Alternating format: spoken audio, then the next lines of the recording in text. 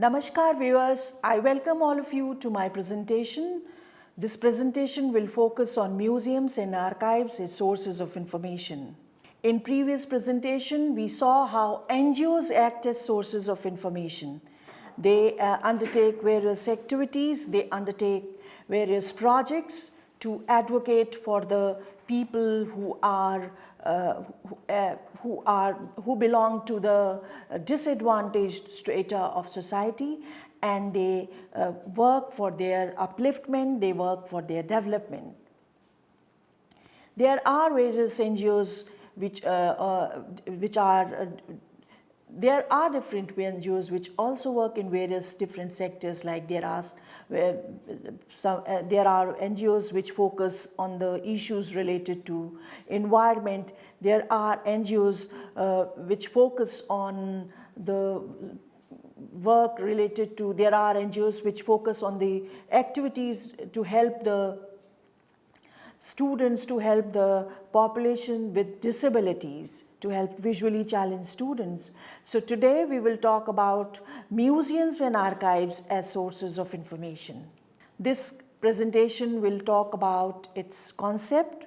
It will also talk about what is the importance, what is the relevance of museums and archives, and how do they generate or how do they disseminate information.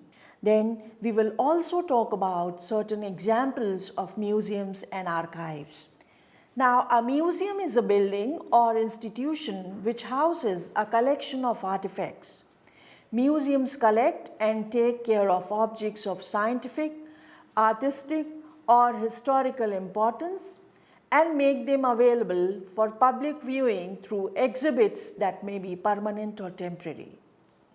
That means what a museum does, in fact a museum is a building or institution, and it houses a collection of artifacts, and it takes care of objects of scientific and artistic or historical importance, and it shows them to public by holding exhibitions.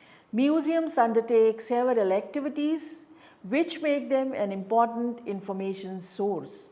This includes display of objects, arts and artifacts along with its information, screening of educational films, it undertakes guided tours, museums organize talks by experts, special lectures and training programs, it extends facilities for photography, access to the reserve collection, library for study, and advice on identification of art objects. These are all information providing activities of the museums. The museums are organizations which are a major source of ancient and historical information. There are different kinds of museums on different areas, such as science museums, rail museums.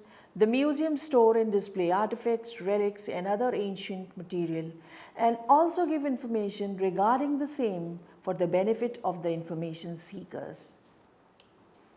Now, first one is National Museum of India, and its website is nationalmuseumindia.gov.in.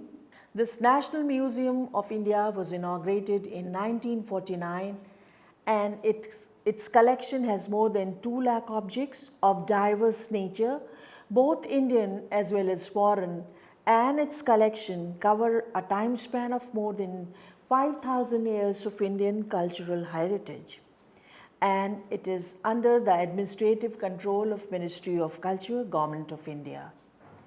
As we have already seen, this museum holds 2 lakh works of exquisite art of diverse nature, both Indian and foreign, and its holdings cover a time span of more than 5,000 years of India's cultural heritage.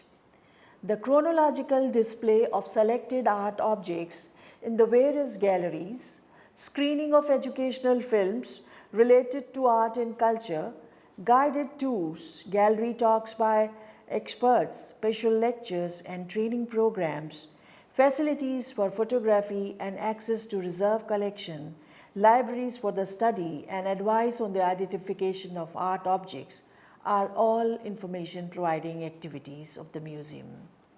Since its inception, the National Museum has been bringing out various publications for the people from all walks of life. There are books for children, for common visitors, and for the scholars interested in the study of art, architecture, painting, sculptures, history, religion, culture, and so on and so forth. Besides bringing out art publications on Indian art and culture, the National Museum also brings out a quarterly newsletter, a research journal, research publication, guidebooks, gallery sheets, etc. The National Museum publishes brochures on exhibitions and galleries, catalogues, monographs, activity books, picture postcards, reproductions and other finding aids required by the scholars and general public. Then we have another example, which is National Rail Museum. It was started in 1977 and it occupies 11 acres of land area and it has 6 indoor galleries. Now this slide focuses on its collection. National Rail Museum houses locomotives and coaches from the princely states. It also houses documents, maps, drawing books and other files which record more than 160 years of Indian railways. It houses steam locomotive made of iron and steel, wooden coaches. It undertakes the continuous activity of restoration of these exhibits. And the indoor gallery uses digital and mobile technologies to make display interactive, educational and engaging in nature. Then what are the various activities which National Rail Museum undertakes? It organizes summer camps for children, it undertakes vintage car rally, it organizes museum day, it holds exhibitions and it conducts school visits. Then we have seen that there are museums which are sources of information.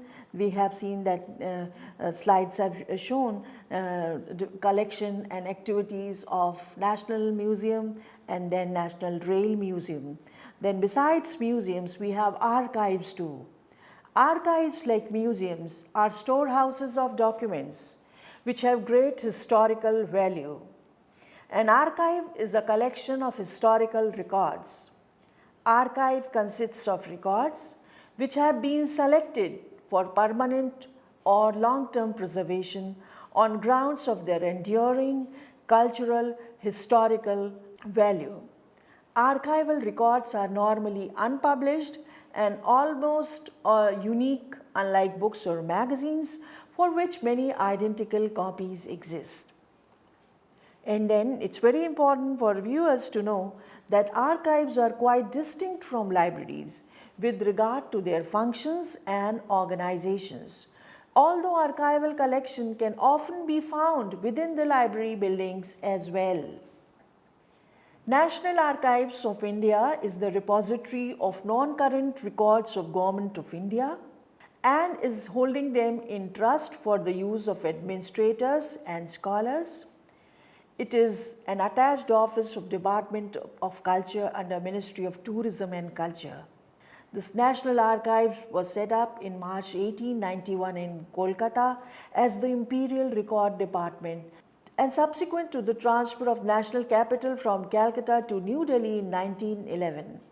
The records were made available for bona fide researchers in 1939 and by all pre-1902 records were available for consultation. After independence, Imperial Records Department was named as National Archives of India. In 1947, the departmental journal, the Indian Archives, came into existence, which has research papers on source material of modern Indian history, conservation of documents, records management, reprographies, archival awareness, and all other allied aspects of functional archives. Then we have another example, it is Delhi Archives. It is a repository of non-current records of Government of NCT of Delhi. It preserves the rich archival heritage of Delhi. It holds rare documents, maps, photographs, manuscripts, books, etc. for research and administrative purposes. Then what does it do? Its various activities include records management, records appraisal, record retention schedule. Then these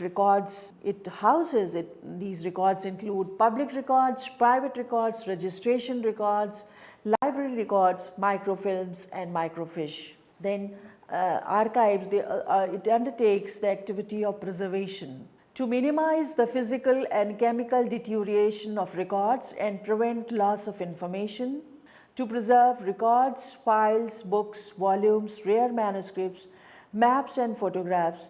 All these are stored as per the archival standards. And to conserve the records for future, the archives use lamina encapsulation method.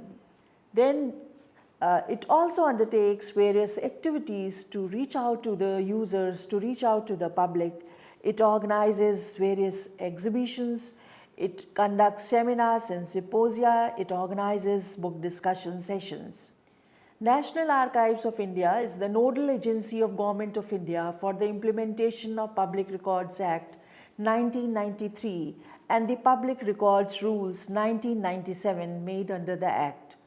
The Act regulates the management, administration and preservation of all public records of the central government and the union territory administrations. National Archives of India is responsible for not only keeping in safe custody the records of various ministries, departments of Government of India, but is also engaged in devising suitable mechanisms to streamline the management of their records in a systematic manner so that they can be used by administrators and scholars. It also advises the state governments, custodial institutions in proper upkeep and management of their records. Preservation, reprographic services, reference services and training programs on archives and records management are provided by National Archives of India. National Archives of India is a custodian of the records of enduring value of the Government of India. It was established in 1891 as Imperial Record Department. It is the biggest archival repository in South Asia. It has a collection of all public records, oriental records, cartographic records and microfilms. And Director General of Archives has to ensure implementation of Public Records Act of 1993, Public Record Rules 1997 for the management, administration and preservation of public records in the ministries, departments, public sector undertakings of central government. Then its various outreach activities, it holds exhibitions, it organizes thematic exhibitions, it celebrates Archives Week, and then it also organizes open house program. The visitors can take a conducted tour to different sections of the archives. Then various publications which have information and which these publications spread information and these publications can be made use of by the researchers for locating or for retrieving any relevant information. The Indian Archives, newsletter e-Abhilekh, and then catalog of publications. These are publications of National Archives. And what is this Abhilekh portal? It is a portal to access the National Archives of India's reference media and digitized collection. That means through this Abhilekh portal, the users or the scholars can search online reference media and digitized collection of the archives.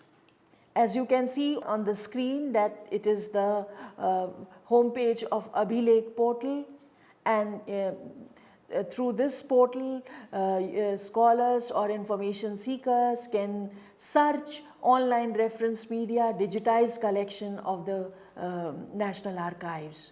And it says online reference media, over 2.7 million reference media held by the National Archives of India, and over 7 lakhs digitized records are available for online access. That means through this search interface, seekers can search these online reference media and digitized collections. Then we also have National Film Archive of India. The National Film Archive of India is another example of an archive which aims to safeguard the heritage of Indian cinema for future generations and act as a center for dissemination of a healthy film culture in the country. Promotion of film scholarship and research on various aspects of cinema also form part of its charter. Then familiarizing foreign audiences with Indian cinema and to make it more visible across the globe is another objective of the archive. Many newspaper houses and other organizations also set up and maintain archives. As you can see on the screen, it's the homepage of National Film Archive of India, and it is under the governance of Ministry of Information and Broadcasting, Government of India. And this portal is also searchable. So in this presentation on museums and archives as sources of information, we have talked about their importance. These museums and archives are organizations which store, organize, maintain, preserve records and artifacts for posterity.